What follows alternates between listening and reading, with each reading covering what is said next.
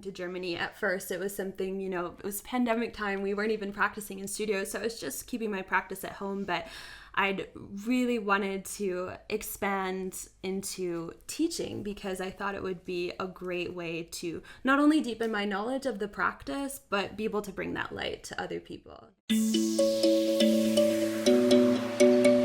Hey everyone, welcome back to another episode of Work in Progress. I am your host, Barbara Estrada, and I am here with the lovely Christiana Hall. Hello. Say hi to the people. Hello, people. I'm Christiana. So I'm really excited to have Christiana on the podcast. I've known her now for, oh my God, how long has it been? Like a little over 3 years? Mm-hmm. Time flies.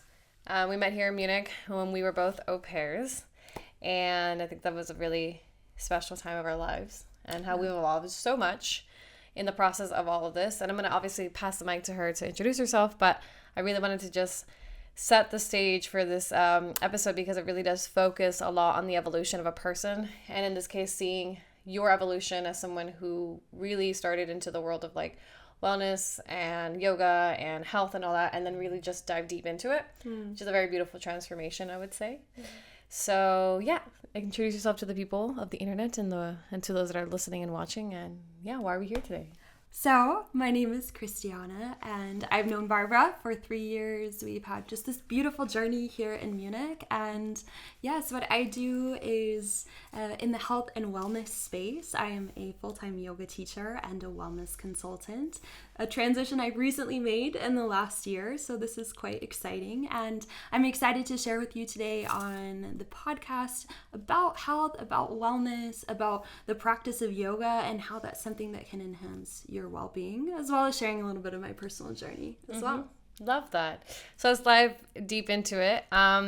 So I know that before you got into this world, you did come from a world of, I want to say, like sales and specifically in SaaS, tech, all that.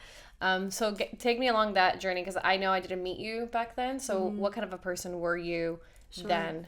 So just kind of going back, I feel like where yoga really came into my life was in college. It was something that I saw as a great place to just release and de-stress. And my background, like you said, is in sales. I had a bit with marketing as well and was just very much into this tech world. And I think there was a lot of great learning from that time. But what really spurred just this interest in wellness and specifically psychology as well. One thing I've found was just the science behind why we do what we do to enhance our well-being. And so during the pandemic, it really kind of spurred within me just this stirring of what is my next step. And I was starting to feel like perhaps it wasn't sales, perhaps it wasn't being in corporate US. And what I ended up doing was register in a post-baccalaureate program.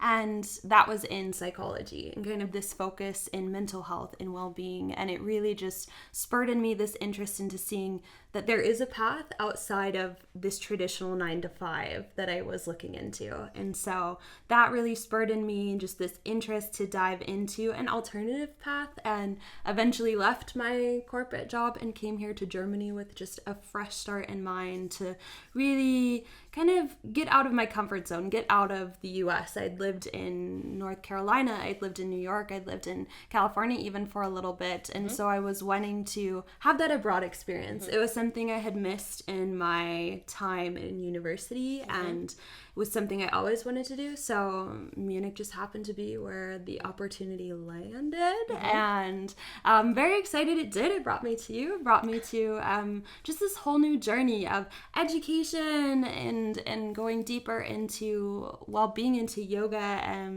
amidst all of the craziness of the pandemic. So I will say, because a lot of people that do kind of come from or came from a 9 to 5 kind of corporate background, I feel like there's some sort of, maybe you could agree or disagree to this, have some sort of like pattern of like a journey of like transitioning from that into like what you're doing now. Do you see that a lot in the wellness yoga space of, let's say yoga teachers or anybody in that world that have made such a transition? And do you kind of have a feeling as to why? I think that it's something, the whole reason I went into teaching yoga in the first place was I wanted to share a little bit of the light of the practice with the people around me. For so long, it was something that was just kind of, I kept to myself. I would go to the studio, I would practice in my room at home. And this is when you were in your 9 to 5. And this was in my 9 to 5. And this was even to like coming to Germany at first. It was something, you know, it was pandemic time. We weren't even practicing in studios. So I was just keeping my practice at home. But I'd really wanted to expand into teaching because I thought it would be a great way to not only deepen my knowledge of the practice, but be able to bring that light to other people. And so I think that for me, that was a big spur of, you know, just naturally going where my passion was leading me. And I think you see that a lot within the wellness space of these people who maybe came from the more traditional 9 to 5. And then perhaps they had that little moment, that event that triggered something that changed in them. I think pandemic was definitely a trigger for me into even just exploring what I could be learning, what I could be putting my energy and my focus into. And it just opened up this whole new door of possibilities of where things could go. And so I think when you kind of release the expectation of maybe what your life is supposed to look like and realize that this is your own path, this is your life, that you can do what you feel happy doing, you know? I think so often we want to do what looks good on paper, and that is very much my story to some extent. I was doing what looked good on paper, but was that what was bringing me full fulfillment? At the end of the day, I think perhaps not. And so I think that's definitely a common theme that you see within this space of people who had that little light bulb moment of, that's perhaps not how I want to spend the rest of my life. And so, Yeah, that's actually really profound, because for me, I also had a very similar moment, and that's kind of what brought me here to Europe. I guess you could say full time, beyond the whole just spending a summer in Europe or doing a study abroad. Yeah. I think those very key moments in lives are the ones that transition and just shape us and change us into who then we later become. Sure.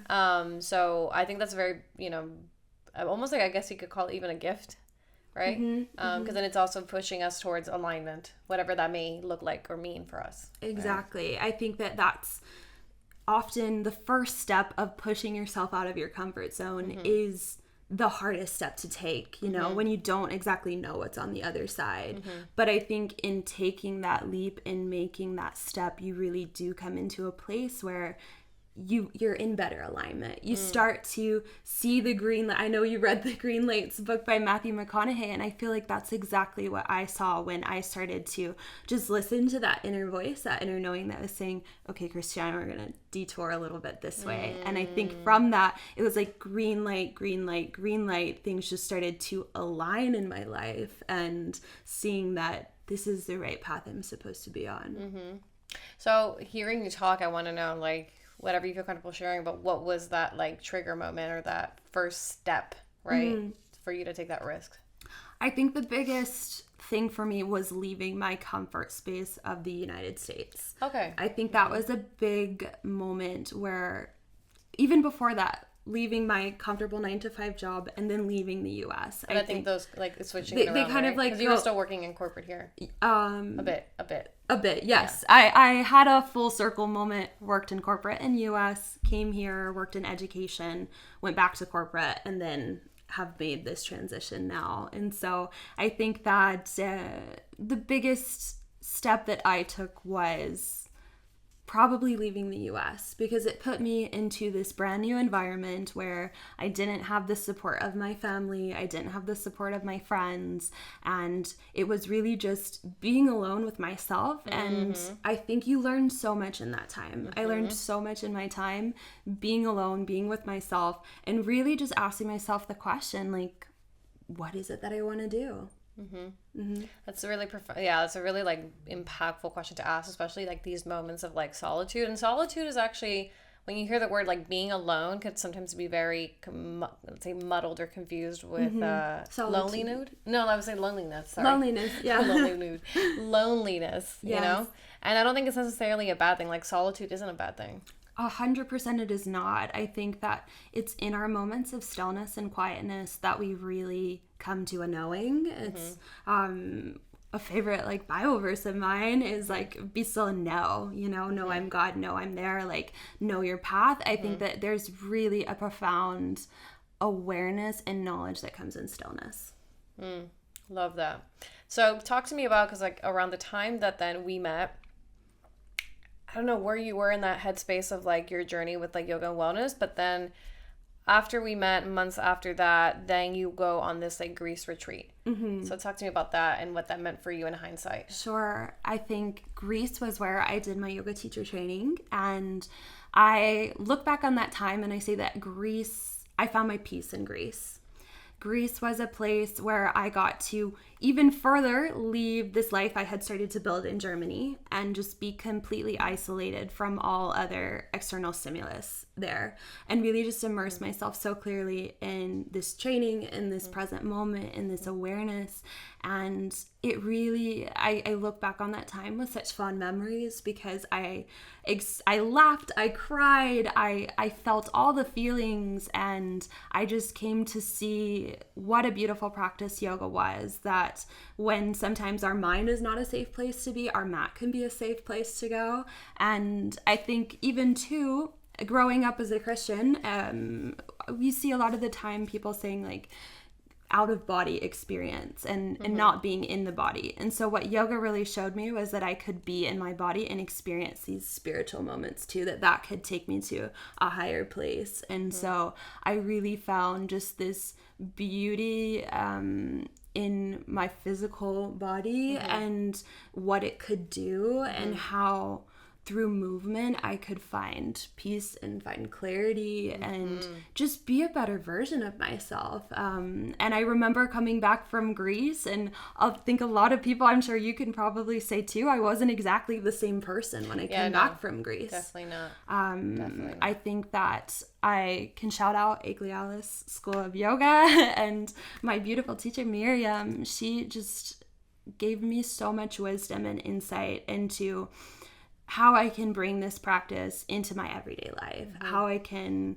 find just this santosha, this contentment with being in the present moment. And I think that that's where our true joy in life is. And that's what I found in Greece, was just this peace in being in the present moment, not being in the past. That's when we can kind of lean to depression when we're living there, and or being in the future, because when we're living so far in the future, it can cause anxiety. And I just really found this peace in the present moment. Yeah, and it's lovely to see where you are now, because I remember even like during the times that we were both here, we hung out with such different people.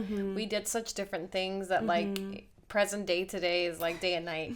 You know? And it's wild to think that is the reality, but it's a nice reality to live in, because it feels like the life that we're living in now is more aligned. You know, it feels right. It feels right. I 100% agree. I think that I look at where we were 3 years ago, 2 years ago, and I'm just so happy with where we are today. You know, looking outside today, the beautiful spring day in Munich, and being here with you is just so beautiful, because we have, just become into our becoming, right? We're becoming, and we're not done with our growth. We're not done with, we're works in progress. Love the shameless plug. Yeah. Shameless plug, we're works in progress. But I think that you can still acknowledge that in your essence, you are enough. And growth is just an integral part of that journey. Yeah. Right. So there was something that when we, prior to this conversation, we talked about what we were going to talk about today. And something that you said to me that I loved was, and I wrote it down, when my community didn't feel safe, my yoga mat did.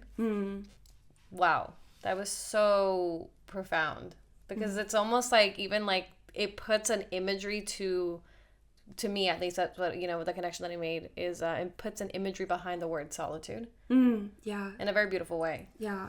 I think my yoga mat is a very beautiful place for me. It is my solitude. It's in just giving myself the freedom to be, and I don't always have to stick to a specific flow or routine, but I can just move my body in what feels good for my body too. And something that was continually reiterated to me is that this is your yoga practice. You don't always have to be doing it like somebody else, but to be doing what's right for you and your it's like body. It's not a competition. It's not a competition. It's not a competition. There is enough space for everyone to show up. There is a beautiful abundance in this world, and I think when we lean into that energy of just gratitude and, you know, appreciation for the people around you, just start to see that abundance more and more. Yeah. Agreed.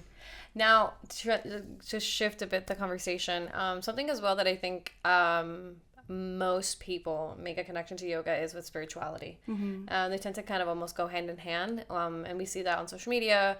We sometimes get that kind of vibe in yoga studios with, like, you know, let's say for example, like you see like a Buddha or the Oms and stuff like that around like a studio. And I have heard from like a specific person that comes to mind who is Christian, kind of say that she even like left yoga behind because of the connotation of like what yoga sometimes does with like spirituality, and that pushing, let's say, some sort of like, I don't want to say religion because it's spirituality, totally different, but pushing that.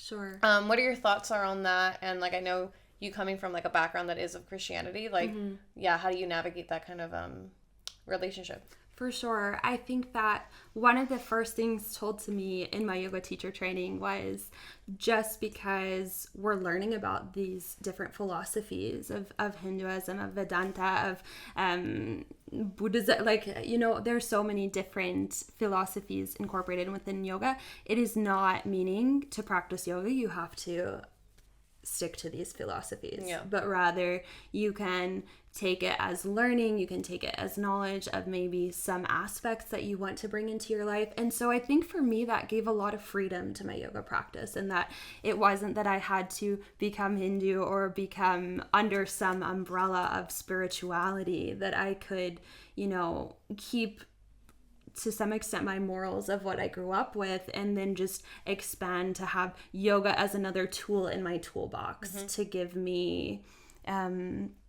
just a way to go about life. And I'm sorry, I have to cut you off because I just thought this, but like, would you say that that kind of relationship of spirituality is still being defined for you? I think it's something that I'm working through right now. I think that we're never done with our relationship to God, to universe, to higher being, however you want to label that. I think that that's something that we continually are working through. And I see a lot of beautiful, growing up as a Christian, I have like scriptures and things that come to mind that kind of interlock with yoga. And one of my favorites is, in him I move and live and have my being through God. And so that is something beautiful that I found, that in moving my body, I feel God and experience in a different way. And so I think that it's something that you can have the freedom to not put God, not put religion, not put spirituality into this box, but you can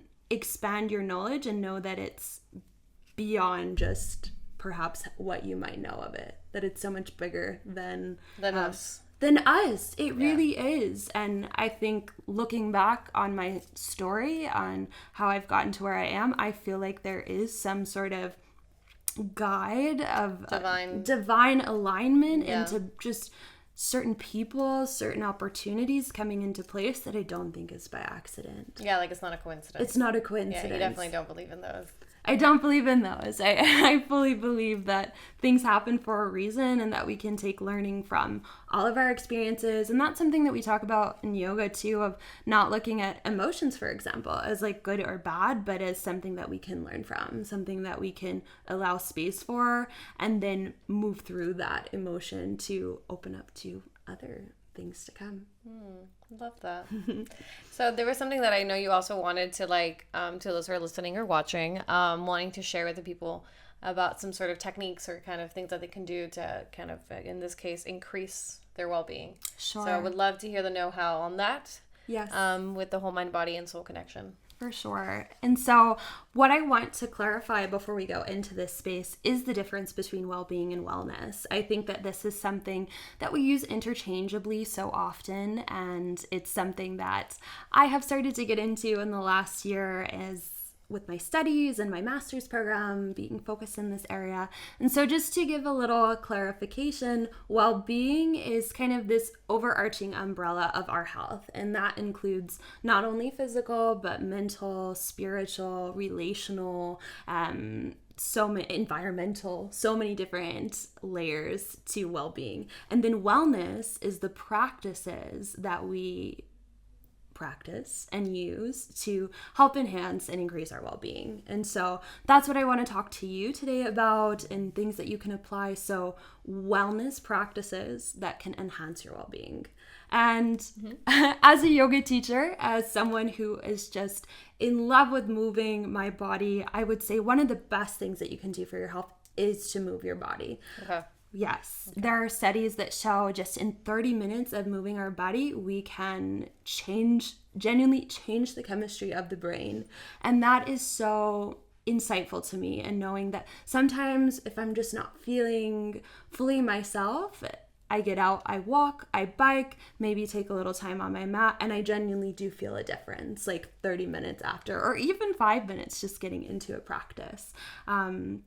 And something just to note with that as well is that it's okay to sometimes not feel like yourself. I think that so often we want to be happy all the time or always putting on this positive persona, but it's okay to sometimes not feel okay. It's okay not to be okay, right? Yeah, of course. I think that that's something I've learned in my studies, and knowing that we have an ebb and flow, even with our yoga practice. It doesn't always have to be these crazy arm balances and handstands and headstands and inversions, but sometimes it's just genuinely showing up to your mat, maybe doing your child's pose.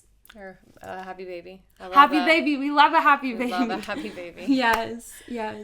So I would say movement is one of the first things that you can do to change the chemistry in your brain. Yeah. Love that. And additionally, I talked about how in Greece I came to this beautiful realization of the peace in the present moment. And so I think also bringing in practices that bring us into the present moment. And so one thing I can encourage you to do is savoring. So maybe taking an everyday practice that you do.